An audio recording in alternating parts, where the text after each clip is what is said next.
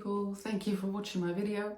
My name is Roel. I am a health and nutrition coach and a diabetes practitioner, and I post these videos to inspire you to be as healthy as you can be. And don't forget, you're the one who's got the most control over your own health, no matter what else is going on. So take it. Right, today I want to talk about autumn and winter and how we can stay healthy during autumn and winter, because I think when it's cold and dark and wet, most people find it really tempting to just curl up inside, binge on Netflix, eat a lot of unhealthy snacks, comfort food. Does that sound familiar? But the thing is, especially for us slightly older people who are starting to begin to notice, maybe some metabolic issues, maybe a bit of overweight, blood glucose levels a bit higher, blood pressure up a little bit, not so much energy. These winter habits can really do a lot of damage. I'm not saying it's good for young people, but they tend to sort of be able to get away with it for a little bit more than us. So today I'm going to just share some simple practical tips to stay healthy, but also enjoy this time of year, because it can be a great time, of course, and not let autumn and winter completely derail your health goals. So let's get into it. Number one, I think I've got about 7, but I never count these things. Find ways to stay active. This is super important, and this is one of the things that goes out the window first, I think, when it gets dark and cold and wet. People say, oh, I don't move as much now because I don't want to go outside, and it tends to be one of the biggest obstacles, the weather. And I get it, it's not very nice, it's cold, it's wet, and going outside is just not appealing. But fresh air and movement are really key for your health, and so it's really important to try and keep that going. So how can you make that work? Maybe look at your clothing to start with. I think it's the Norwegians, I'm not sure, but it could be the Norwegians who say there is no such thing as bad weather, just bad clothing. So invest in good waterproof gear, thermal layers, shoes with decent grip, so you've got no excuse to go outside. And when you're dressed right, then going outside can actually be fun, and definitely better than not being dressed appropriately. Also find some physical activity that actually you don't mind. I was going to say you enjoy, but even if you can't enjoy it, not something that you really hate doing. Don't push yourself to do stuff that you already know you're not going to enjoy. But find your joy. What do you like? Maybe you prefer different kinds of activities. Instead of walking, maybe you want to do something indoors. Maybe you want to dance, put some music on and dance, or maybe it helps you if you listen to a podcast or an audible book whilst you're walking. Or maybe it depends on where you're walking. Some people really love being out in nature, but maybe you would like to go to a shopping centre and walk around there. You're still getting the steps in, and maybe you get distracted by looking around in the shops, and there's so much to see this time of year with all the Christmas displays starting to arrive as well. So think about what would make it more enjoyable for you, and maybe have a look on YouTube for some home workouts. I've recently found a really good one again. I mean, there are trillions on there, and there is something for everyone. And you can do really short ones. Remember, you don't have to work out for 20 minutes at a time, 10 minutes, 5 minutes, it all adds up. And it doesn't matter how you move your body, as long as you move it to get the benefits. You can also add a social element to it. Maybe do it together with someone. If you have a neighbour, a family member, a friend that is happy to organise a regular activity, then that will really help you to stay accountable, and you're less likely to not do it. Number 2, tame the comfort food craving. So this time of year, a lot of people crave starchy foods, the comfort foods, and It's not that all these foods are bad, but they tend to be higher in carbohydrates. Refined carbohydrates and sugars in particular, of course, are going to be very unhelpful when it comes to your health, because they cause blood glucose spikes, weight gain, mental health issues. So we don't want to have too much of that. But winter cravings are real. This is the time where we want warm, starchy, comforting foods. And like I said, nothing wrong with it. But the trick is, try to choose better versions where you can. Can you add more fibre to these foods? Because that will really help to reduce the glucose spikes. And can you add more vegetables? Make sure that you eat plenty of protein, because that's what's going to help you feel satisfied, and that's going to help to avoid overeating. And if you feel like a sweet treat, then I'm not saying that you can't have sweet treats and be healthy, but often you can think of sweet treats that are less damaging for your health. For example, baked apple with some cinnamon and dried fruit maybe, or a little bit of dark chocolate, and yeah, maybe that will hit the spot without going overboard. And you get some nutrition with that as well. So it's all about making choices that nourish your body and your taste buds as well, and there are such things.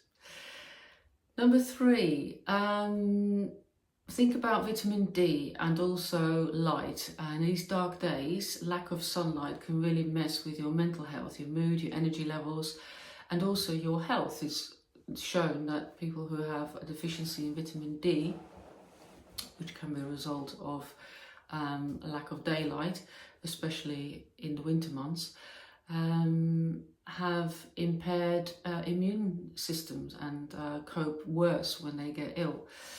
So vitamin D deficiency is very prevalent, and a lot of people don't realise that they have it. I would always recommend taking a vitamin D supplement in the months from really October till March. Outside of that, if you go outside and you don't smother yourself in sun cream for at least 15 or 20 minutes, depending on your skin colour, then you don't need it so much in those months. But in the winter months, I think most people will need it. It's very difficult to get enough from your diet. And of course, embrace the natural light still where you can. That's why it is good to go out when it's light in the winter time still. And if you really suffer, of course, you can have a look and try these light therapy lamps that you can buy if you feel that you suffer from this lack of sunlight. Number 4, don't let all the holiday celebrations sabotage your efforts. It's so easy this time of year, endless treats, holiday parties, and it's really easy to go overboard. But like I said before, you don't have to miss out on that to be healthy. To start with, I would become a bit picky about your indulgences. Do you love a certain treat and really want it? Go for it, but skip the ones that you're a bit meh about. You don't need to have those, because then you sort of, I always call wasting snack points on something that you're not even that keen on. So make your treats worthwhile when you have them. And also, if you know that you're going somewhere where there's going to be lots of temptations, fill up with healthy, nutritious food before you go. Then at least, again, don't forget the protein. And at least when you get there, you're not ravenous and gonna, eat everything in sight. Stay hydrated, really important. If you're thirsty, your body often confuses it with hunger and you feel peckish. So make sure that you're well hydrated, then you're far less likely to give in to temptations. And enjoy the celebrations. It's about balance, not perfection. Number 5, practice self-care. Obviously, all this stuff is important during the rest of the year as well, but I think this time of year is just good to have a think about these things and come up with a bit of a plan, an approach. And self-care is, I think, especially important in this time of year, because we tend to be a little bit more gloomy, partly because of what I just spoke about with regards to the daylight and the vitamin D. And when we feel a bit down, then it's even harder to stay healthy, because when you're mentally strong, then it's much easier to stick with your good habits. So taking care of your mind is just as important as taking care of your body. How can you do that? Sleep is really, really important for your mental health. So do try to get 7-8 hours of sleep every night, says the woman who always goes to bed too late. Stay connected with other people. Don't avoid going out because of the weather or because it's dark. Try to still stay connected with other people. As human beings, we need that for our mental well-being. And don't forget to do what makes you happy. Do you have a hobby? Do you like reading or knitting or cooking, or what is it that brings you joy and happiness? Don't forget to make time for that. It's really important, because when you feel good emotionally, then it's so much easier to stick with your healthy habits. Number 6, look after your immune system. It's quite interesting, I think, that at the time of year when you need your immune system the most, i.e. this time of year, is when we live the unhealthiest life. We couldn't do more to damage our immune system when we need it the most, by eating rubbish food that actually impairs your immune system, not getting enough daylight, not moving. All these things support your immune system. So basically, all the advice about good health will benefit your immune system. So it'd be very difficult for me in a very short sentence here to say how you can look after your immune system. It's all these things together. So sleep well, don't eat a lot of shite, move as much as you can, look after your mental health. And if you feel that your gut bacteria are not optimal, then maybe think about taking a probiotic supplement for a little bit. It's not something that I would recommend you take every day of the year, but if you feel that you need it, then I think that might be a good idea to rebalance your gut bacteria. And the reason why I say that is because a lot of your cells of your immune system are in your gut. So for a healthy immune system, you need to have a healthy gut. Number 7, obviously, before I continue, I want to keep these videos fairly short. I don't want you to fall asleep or switch it off, but there is so much more to say about all these things, and if you want to know more, then feel free to contact me. Of course, I'm happy to talk about it more. Number 7, really, really important, and that's the last one I'm going to mention, is to not stop your little weekly progress reviews. It's so tempting to say, oh, well, I might as well leave it for now. I'll start again in January. Let's get Christmas out of the way first, and then, there's no point talking about exercising now. It's dark, it's cold, I'm not going to do it. Still do your weekly little progress review and goal setting. So once a week, just look at your lifestyle. Maybe mark yourself out of 10 for your diet, your physical activity, your sleep, your stress management for the past week. Pick the one with the lowest score and think of one little thing that you can do this week that's going to help you to improve that score.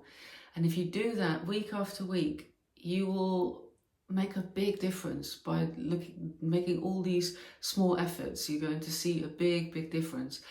The danger is when you stop doing it, when you pause it, and you stick your head in the sand, you don't weigh yourself, you don't ask yourself how things are going, you can do a lot of damage in a few weeks, let go months. So I would definitely not stop doing the weekly little progress review. How are things going? Don't beat yourself up, no judgment, just want to know what's going on so you can come up with one little thing that you're going to do in the coming week, only in the coming week. Don't say you're going to do it for the rest of your life, because that's going to already make you feel a bit depressed and stressed.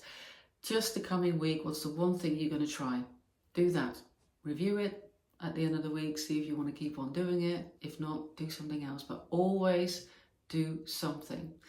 I should be able to wake you up in the middle of the night and say, what are you working on this week? The one little thing. What's the one little thing that you're doing? And then you're in action mode. And when you're in action mode, you always do better. it has a ripple effect on the rest of your behaviour. So there you have it, my top tips for staying healthy and happy during the colder months. And remember, it's not about being perfect, it's just about doing your best and finding what works for you. That's really important too. And this can be a really wonderful time to slow down, to take care of yourself, focus on what matters most to you, your health and your happiness. If you find it helpful, this video, then hit the like button and subscribe so I can grow my tiny little channel and reach more people with health and well-being advice. And let me know in the comments, what's your favourite way to stay healthy this winter, so we can share our tips as well. Don't forget to set yourself a little goal, a little actionable goal for this week. And thank you for watching. Stay warm and stay healthy, and I'll see you next week. Love you lots. Bye.